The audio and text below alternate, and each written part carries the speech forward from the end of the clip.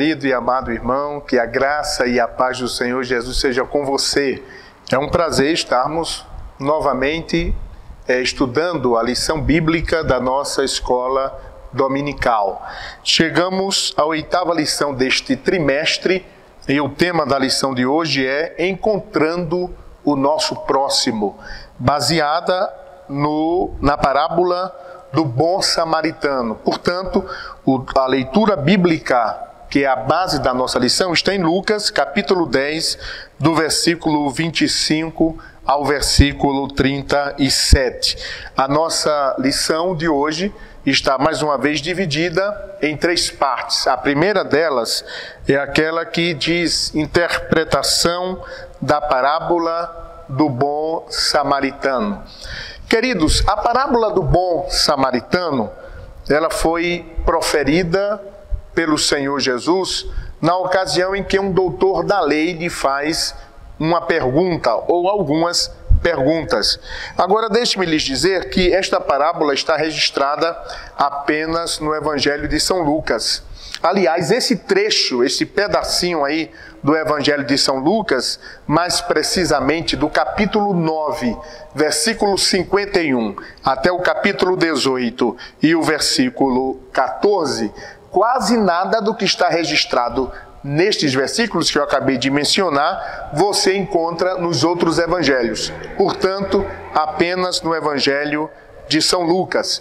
Então, como eu estava dizendo, a parábola do bom samaritano, à semelhança da parábola que nós estudamos na semana passada, ela é resultado de uma pergunta feita por um doutor da lei. Versículo 25 da nossa lição está escrito: Eis que se levantou um certo doutor da lei, tentando-o e dizendo: Mestre, que farei para herdar a vida eterna?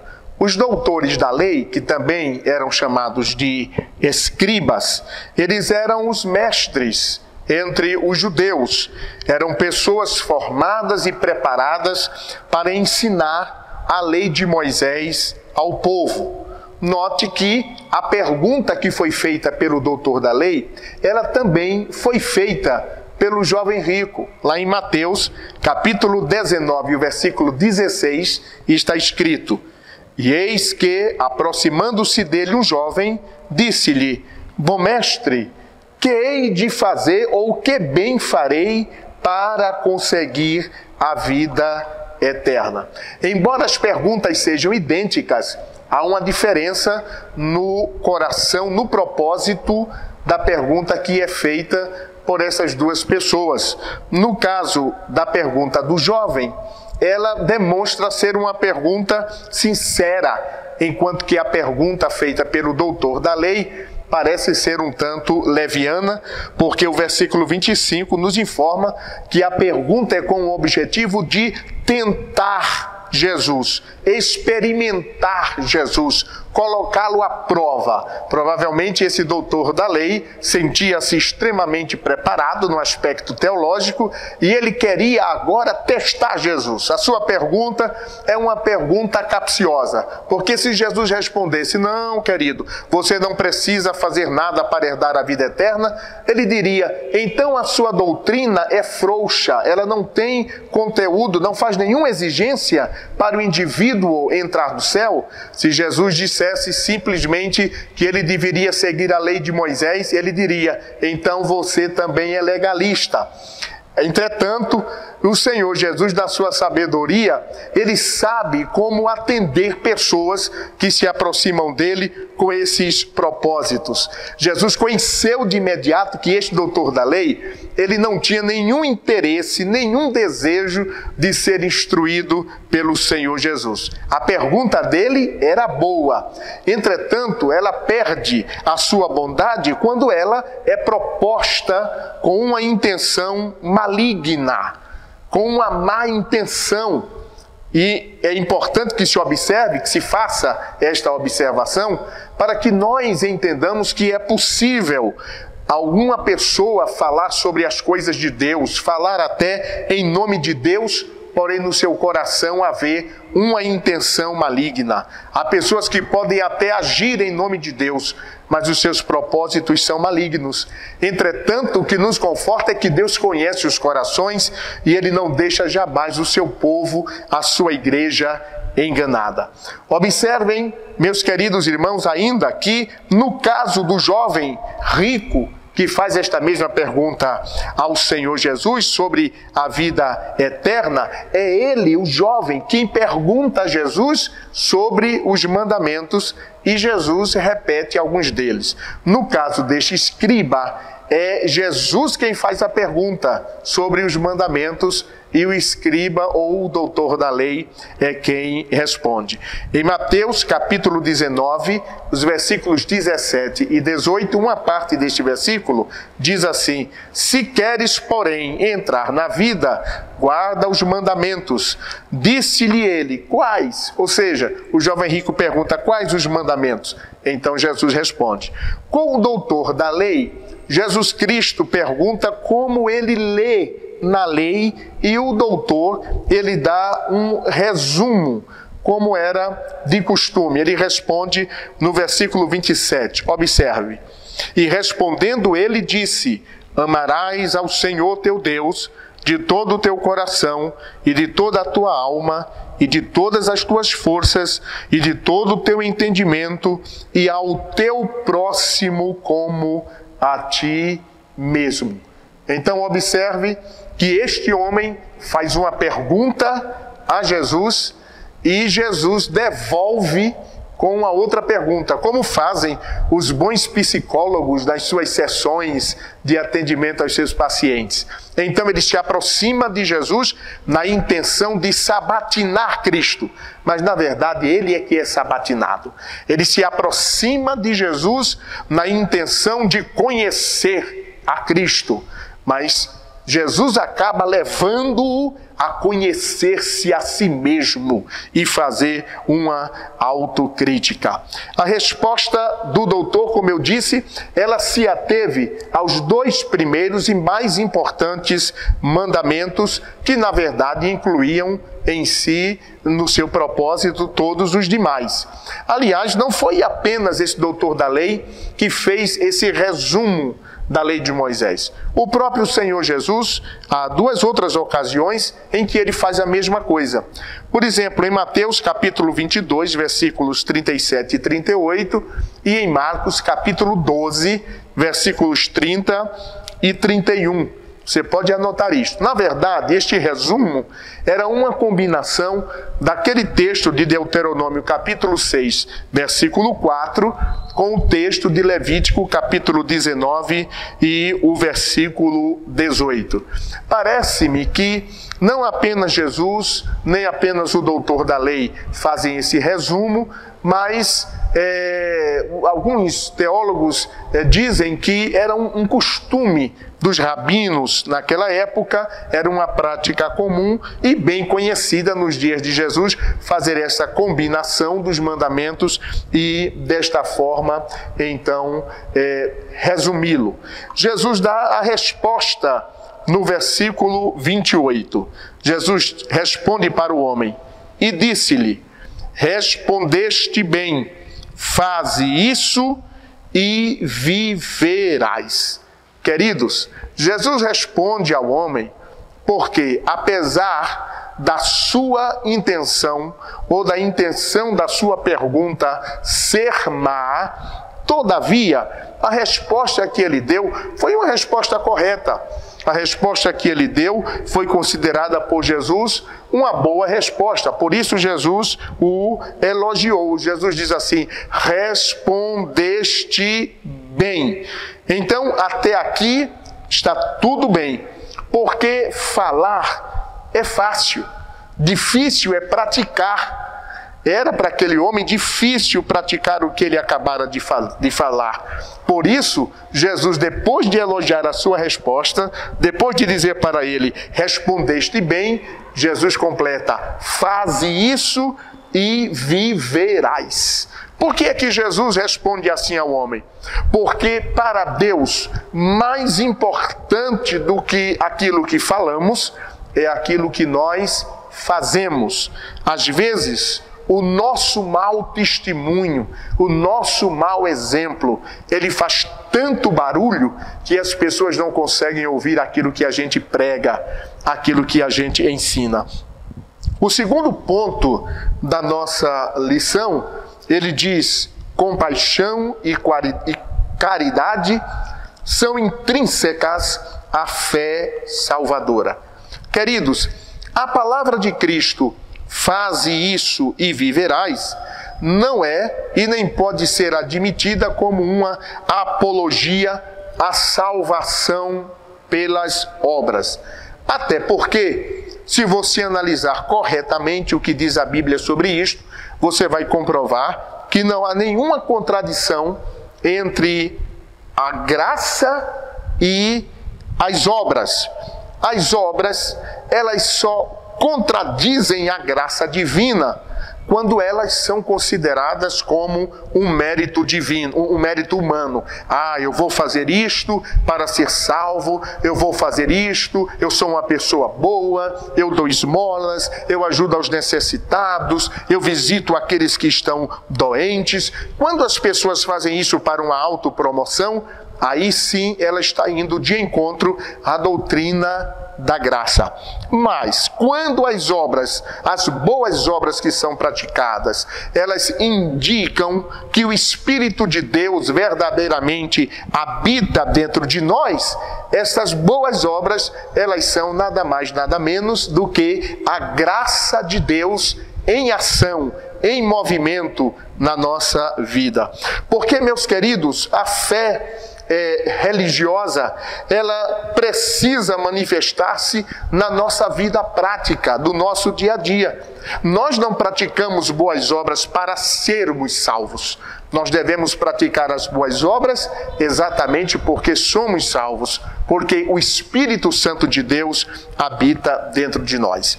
Agora leia o versículo 29 da nossa lição. Diz assim: ele, porém, querendo justificar-se a si mesmo, disse a Jesus: e quem é o meu próximo? Note que, novamente, a pergunta é boa, porém, outra vez, a intenção da pergunta não é de se informar, não é de aprender mais de Jesus, e sim, diz o próprio texto, se justificar. O homem tenta justificar-se porque, diante daquela situação, realmente ele ficou muito aquém do padrão estabelecido pelo Evangelho de Cristo, do padrão exposto por Jesus naquele momento. O orgulho do coração daquele doutor da lei era tão grande que não o permitia enxergar a grande oportunidade que ele estava tendo de aprender com Jesus Cristo, de aprender de Jesus Cristo. Agora, na própria pergunta do doutor da lei, nós descobrimos que a sua real e maior dificuldade era não amar ao seu semelhante. No momento em que ele pergunta: quem é o meu próximo?, ele está denunciando a sua própria deficiência em amar os seus semelhantes, em amar ao próximo. Sabe por quê? Porque o sol, ele não pergunta sobre quem ele tem que brilhar. É da sua natureza brilhar.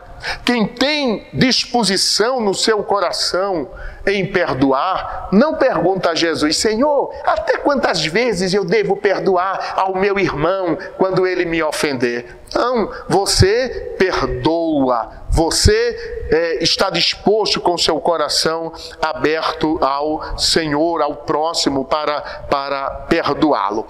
Nós percebemos também, meus queridos, que aquele que é movido pelo amor ao próximo, ele também não precisa fazer esta pergunta. Sabe por quê? Porque o verdadeiro amor, ele não conhece fronteiras. O verdadeiro amor não faz distinção entre os homens, mas ele socorre a qualquer pessoa que tenha necessidade. Observe outra vez a resposta ou a pergunta que este homem faz querendo justificar-se. Versículo 29, vamos ler outra vez.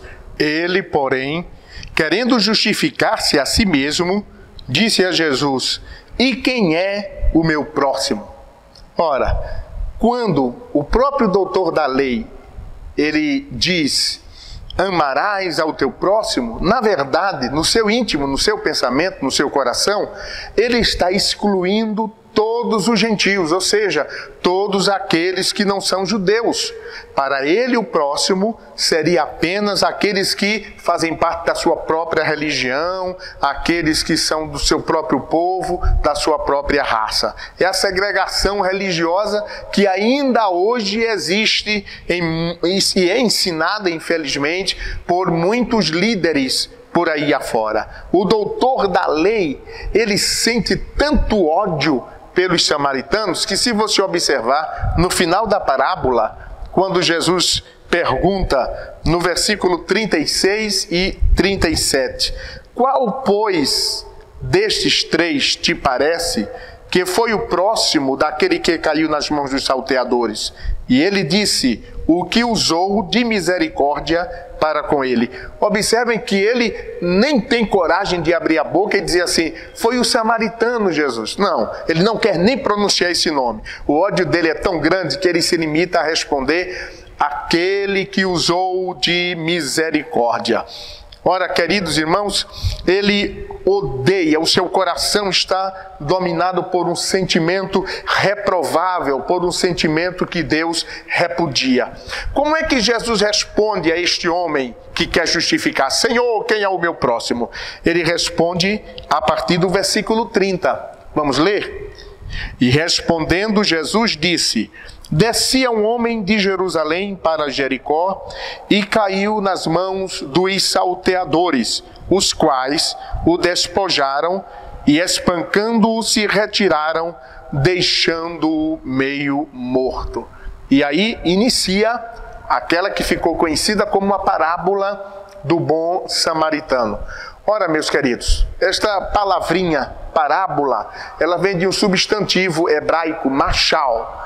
E ela significa, se fosse traduzida ao pé da letra, no sentido de assemelhar-se.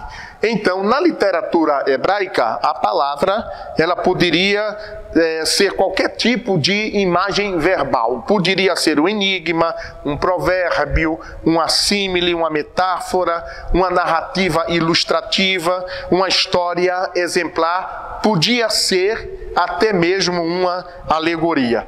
Então, as parábolas, elas serviam, e os mestres usavam muito esse recurso, elas serviam para ensinar por analogia ou então por um exemplo direto. Como no caso, a parábola do rico insensato, a parábola do rico e Lázaro, a parábola do fariseu e o publicano, e essa que nós estamos estudando, que é a parábola do bom samaritano. Diríamos que estas parábolas, elas pertencem à categoria das histórias exemplificadoras. Então Jesus começa dizendo, como se ele estivesse narrando um fato que verdadeiramente aconteceu, e ele está usando como exemplo para os seus ouvintes. Ele diz que este homem descia de Jerusalém para Jericó. Há aqueles que dizem que era a distância em torno de 25 a 27 quilômetros de uma cidade para outra, mas havia uma descida que era mais de 1 quilômetro. Flávio Joséfo, grande escritor da história dos hebreus, ele diz que a estrada, ela era uma estrada desolada e era uma estrada pedregosa.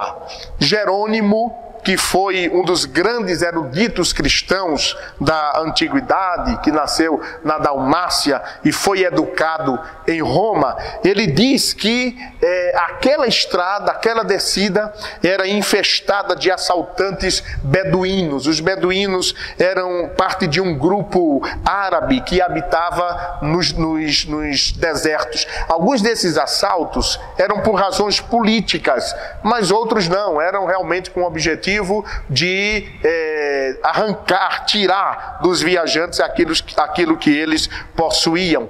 Tanto que, na época do próprio Jerônimo, este caminho, esta descida, era conhecida como caminho sanguinário, por causa da alta incidência de crimes horrendos que aconteciam ali. Dizem também os estudiosos que havia um outro caminho, que era o caminho através da cidade de Belém. Mas esse caminho era mais longo, embora fosse mais seguro.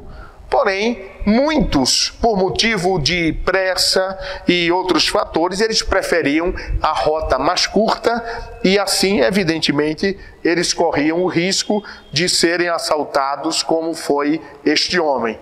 A estrada caminho de Jericó, ela se destaca na Bíblia Sagrada. Quando nós falamos disso, nós nos lembramos que foi na estrada caminho de Jericó que o povo hebreu usou a sua fé e as muralhas da imponente cidade, elas ruíram, elas vieram abaixo e o povo foi vitorioso naquela grande batalha. Zaqueu, lá em Jericó, na estrada caminho de Jericó, ele encontrou-se com Jesus quando subiu em uma figueira para vê-lo e Jesus disse: Zaqueu, desce depressa, porque hoje me convém entrar em tua casa. E no final da história percebemos que Jesus não apenas entrou na casa de Zaqueu, mas Jesus entrou no coração, na vida de Zaqueu também. Foi na estrada caminho de Jericó que houve aquele incidente do ferro, do machado que caiu dentro da água. E o profeta Eliseu, ele, no poder do Senhor, fez com que o ferro do machado flutuasse. Foi na estrada caminho de Jericó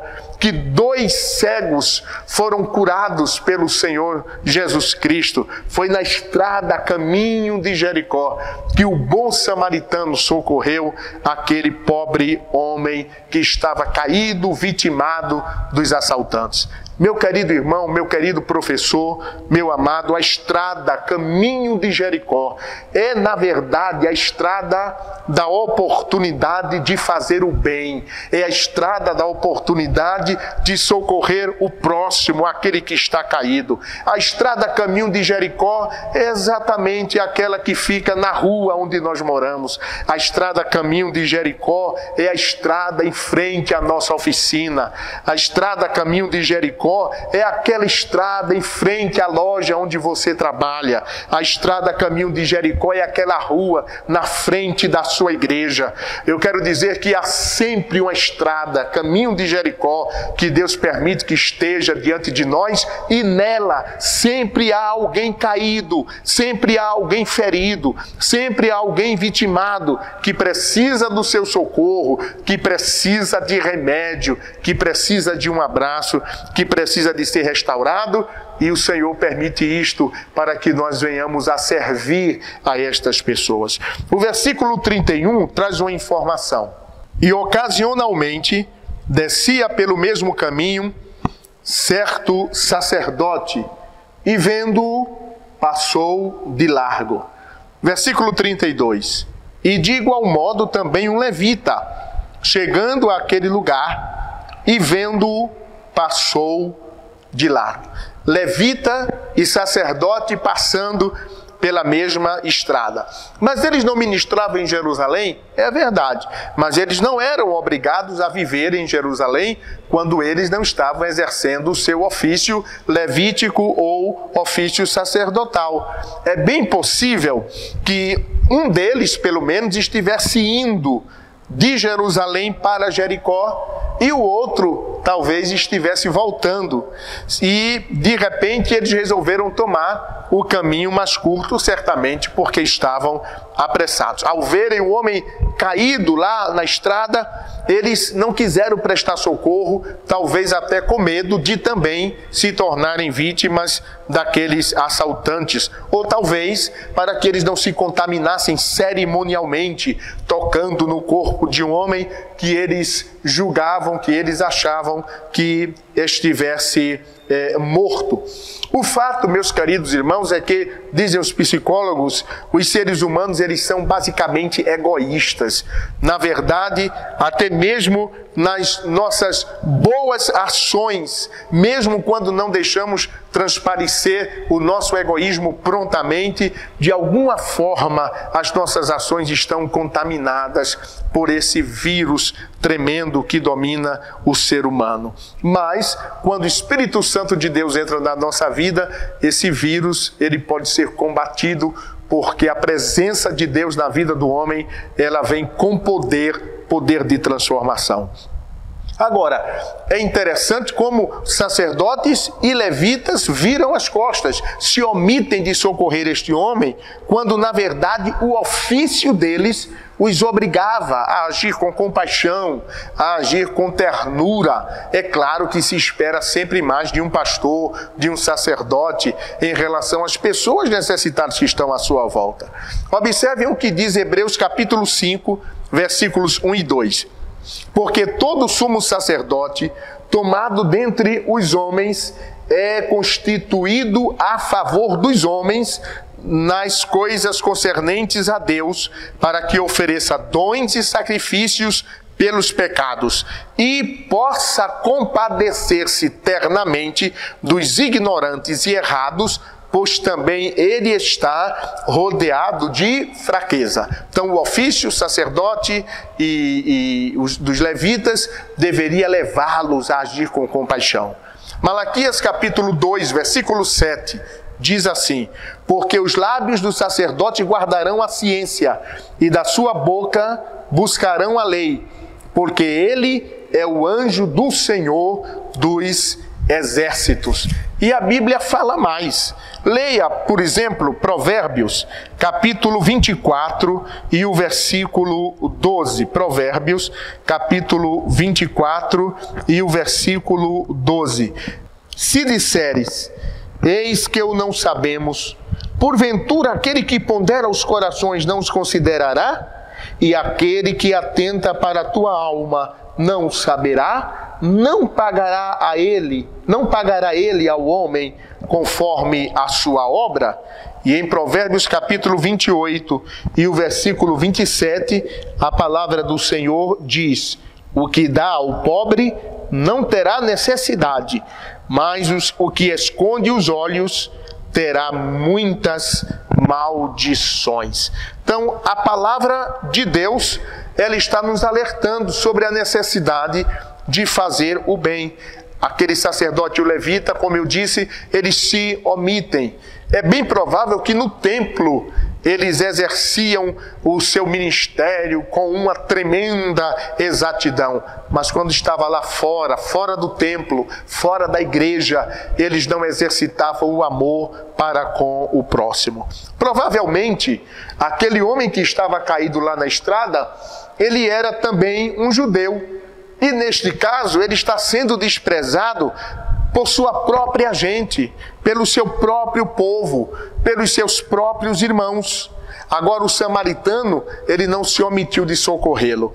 Veja o que diz o versículo 33. Mas um samaritano que ia de viagem, chegou ao pé dele e vendo-o, moveu-se de íntima compaixão. Mas um samaritano, ele ficou conhecido como o bom samaritano. Antes de Jesus proferir essa parábola, nenhum filho de Deus jamais havia usado essa expressão, um bom samaritano. Em algumas igrejas, aliás, nós deveríamos até fazer uma pequena transliteração deste texto e, em vez de ler esta parábola com as palavras um samaritano, nós deveríamos ler um negro, uma mãe solteira, um descrente, um estrangeiro, e despertar o nosso coração para o fato de que diante dos olhos de Deus não há nenhuma diferença. Todos somos iguais, todos somos necessitados do amor, da ajuda do nosso próximo, daqueles que estão à nossa volta. Esta parábola, ela deveria mexer mais profundamente conosco. A Bíblia diz em João capítulo 4, versículo 9, que os judeus não se comunicavam com os samaritanos, mas este samaritano, ele se comunica com aquele judeu que está caído, que está ali na estrada, quase morto. Nós verificamos aqui que existem vários estágios dos sentimentos humanitários deste samaritano. Primeira coisa que nós observamos é o seu coração compassivo. Veja o que diz o versículo 33. Mas um samaritano que ia de viagem chegou ao pé dele e, vendo-se, moveu-se de íntima compaixão. Isto é, sentiu-se como se ele próprio estivesse nas mesmas condições, cumprindo o que diz Romanos capítulo 12 e o versículo 15. Alegrai-vos com os que se alegram e chorai com os que choram. Este samaritano, ele, quando se comunica com aquele judeu que está caído na estrada, é como se ele estivesse cumprindo a mesma lição de Efésios capítulo 2 e o versículo 16. Veja o que está escrito nesta passagem. E pela cruz reconciliar ambos com Deus em um corpo, matando com ela as inimizades. Todos viram aquele pobre homem na estrada. O sacerdote viu, diz o versículo 31, o levita também viu, diz o versículo 32, mas o samaritano, ele não apenas viu, ele viu e também agiu. Enquanto o sacerdote e o levita endureceu o coração contra alguém do seu próprio povo, o samaritano abriu seu coração para alguém que nem era do seu povo. Ele não levou em consideração a nacionalidade daquele homem, mas ele levou em consideração a sua necessidade. Inclusive, aquele samaritano estava correndo risco. Ele corria o risco de ser surpreendido por assaltantes. Ele corria o risco de ser surpreendido pela polícia do Império Romano, que inclusive poderia pensar que ele era o assaltante, mas ele coloca todos esses riscos de lado porque existe alguém que necessita e ele precisa correr risco para então socorrê-lo. Segunda coisa que nós prestamos atenção na atitude desse samaritano é o socorro prestado. Veja o que diz o versículo 34. E aproximando-se, atou-lhe as feridas, aplicando-lhes azeite e vinho, e pondo-o sobre a sua cavalgadura, levou-o para uma estalagem e cuidou dele. O que foi que ele fez? Atou-lhe as feridas e usou azeite e vinho. Ele deve ter tirado, talvez, do seu próprio manto, não é? Um pedaço do linho que ele vestia para poder usar como atadura. Ele usou também o azeite e o vinho. O azeite e o vinho que ele tinha levado para o seu próprio conforto, para o seu próprio uso, mas ele agora compartilha com aquele pobre homem, porque o azeite de oliva, ele servia para diminuir a dor, e o vinho, ele servia para desinfetar as feridas. Aquele samaritano faz o papel de médico na falta de um profissional que pudesse realmente atendê-lo. Quantos em nossos dias têm se esquecido do azeite? Quantos em nossos dias têm se esquecido do vinho? Quantos em nossos dias têm esquecido do dinheiro para pagar a estalagem? E pior, meu irmão, quantos têm esquecido a própria vítima à beira da estrada? Uma outra coisa que nós verificamos é o cansaço do transporte do ferido. Ele pega o homem, diz o versículo 34, e o coloca na sua cavalgadura. Vamos ler o versículo 34? E aproximando-se, atou-lhe as feridas, aplicando-lhes azeite e vinho, e pondo-o sobre a sua cavalgadura, levou-o para uma estalagem e cuidou dele. O samaritano vai a pé. O samaritano abriu mão do seu conforto, abriu mão da rapidez da sua viagem, porque talvez se ele não tivesse parado, ele teria chegado com certeza mais rapidamente ao seu destino. Talvez tivesse chegado naquela mesma noite, quem sabe, mas ele para, ele se sacrifica para socorrer aquela pessoa que ele nem conhece, colocando-a sobre a sua própria cavalgadura. Estaremos nós também dispostos a tamanho sacrifício para socorrer aqueles que necessitam, aqueles que estão à nossa volta? Agora observem finalmente as provisões posteriores que este bom samaritano empregou para o bem-estar daquela vítima a quem ele socorreu. Ele contribuiu livremente com o seu dinheiro. Observem o versículo 35. E partindo ao outro dia, tirou 2 dinheiros, e deu-os ao hospedeiro e disse-lhe: cuida dele, e tudo o que demais gastares, eu te pagarei quando voltar. Então, ele usa o seu dinheiro para o benefício daquele homem, mas na verdade ele não está esperando nenhuma recompensa. Observem, ele dá 2 dinheiros, é o que diz o texto. Em Mateus capítulo 20, versículo 2, quando Jesus profere a parábola da vinha e dos trabalhadores, ele fala que o ordenado, o salário ordinário de um trabalhador era de 1 dinheiro por dia. Agora vamos a Marcos capítulo 6 e o versículo 37. Ele, porém, respondendo, lhes disse: dai-lhes vós de comer. E eles disseram-lhe: iremos nós e compraremos 200 dinheiros de pão para lhes darmos de comer? Ora, meus queridos, se nós tomarmos como base o cálculo que é feito aqui em São Marcos capítulo 6, versículo 37, nós vamos observar que 200 dinheiros alimentariam 5.000 pessoas, 5.000 homens, 200 dinheiros. Então, se nós fizermos esse cálculo, nós vamos chegar à conclusão de que 1 dinheiro daria para alimentar 25 pessoas. Ok? Se você multiplicar 200 por 25, vai dar 5.000. Então, 1 dinheiro daria para alimentar 25 pessoas. Ou refeição para 25 homens. Então, observe, aquele homem não deixou pouco dinheiro, não. O investimento dele foi grande. A Bíblia diz, ele deixou na estalagem 2 dinheiros. Ele coloca o homem na sua cavalgadura, depois de tratá-lo, leva-o para uma estalagem e ele paga 2 dinheiros. Então, o que ele deu, o dinheiro que ele deixou, era, na verdade, muito mais do que suficiente.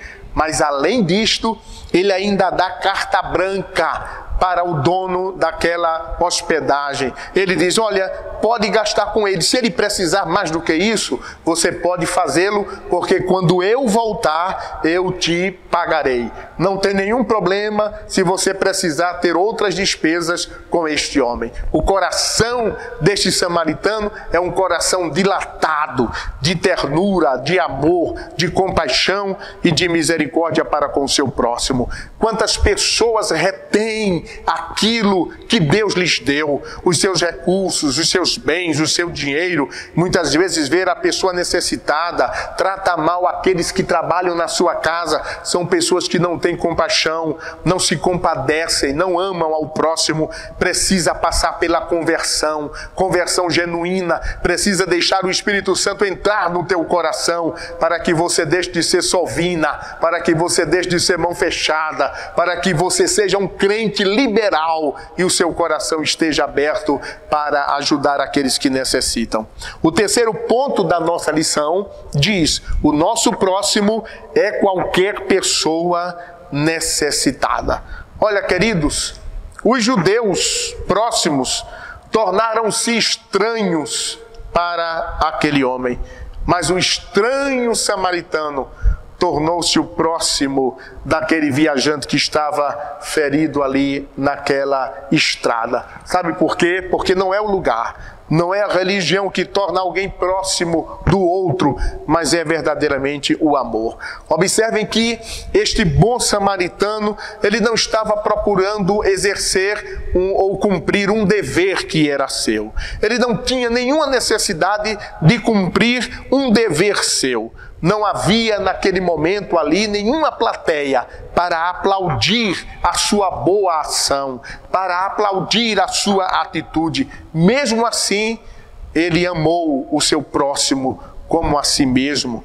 Jesus também, inclusive, foi chamado de samaritano, em João capítulo 8 e o versículo 48. Mas, finalizando, nós encontramos aqui três filosofias que são completamente diferentes. Primeiro, nós encontramos a filosofia do salteador. Qual a filosofia do salteador? A filosofia dele era: o que é teu é meu, quero apoderar-me. Mas nós encontramos nessa parábola a norma do sacerdote e do levita, que foi: o que é meu, quero guardá-lo. Mas nós encontramos a regra do bom samaritano. E qual é? O que é meu é teu, eu quero reparti-lo. Bendito seja o nome do Senhor. E olha como é que Jesus, ele conclui esta parábola no versículo 37.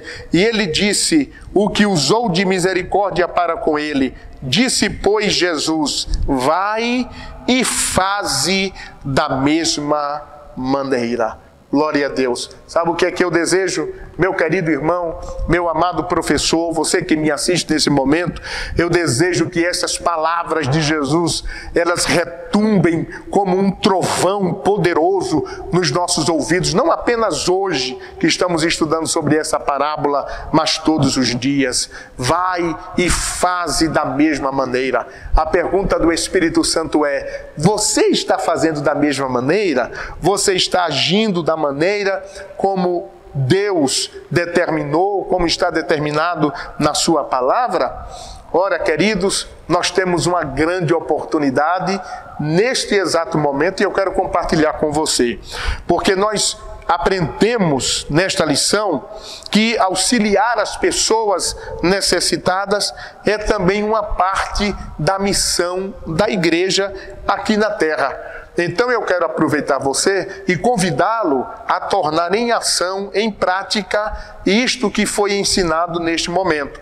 Aqui na Igreja Assembleia de Deus Betel, nós estaremos realizando o Natal Solidário da Assembleia de Deus Betel, onde nós estaremos entregando cestas básicas natalinas para as pessoas necessitadas da comunidade aqui em volta da nossa igreja. É um desafio muito grande, mas você pode colaborar. Ok? Chegou o momento de você colocar em ação. Você pode doar alimentos, você pode doar frango congelado, que nós entregaremos a cesta com frango congelado para as pessoas, e também brinquedo para as crianças. Eu só quero pedir que se você for doar brinquedo, doe um brinquedo novo. Não precisa ser um brinquedo caro, mas um brinquedo novinho, porque nós não queremos entregar um brinquedo usado para aquelas crianças. Queremos que elas tenham o prazer de abrir a caixa e ver que o seu brinquedo é novo. Você gostou? Uma excelente oportunidade de colocar em prática. Aceite este desafio em nome do Senhor Jesus. Entre em contato conosco e Deus te abençoará e te recompensará grandemente. Amém.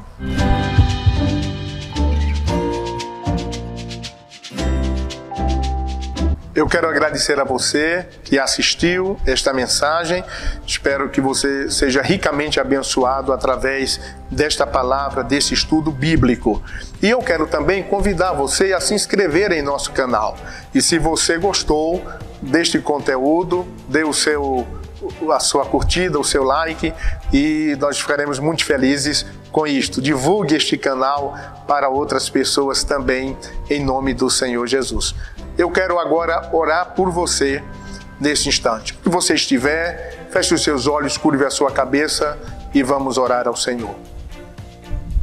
Pai Celestial, eu quero te louvar por mais esta aula que tu nos concedestes o privilégio de transmitir para os teus servos, professores de escola dominical e tantos outros obreiros, irmãos em Cristo que têm recebido este ensinamento.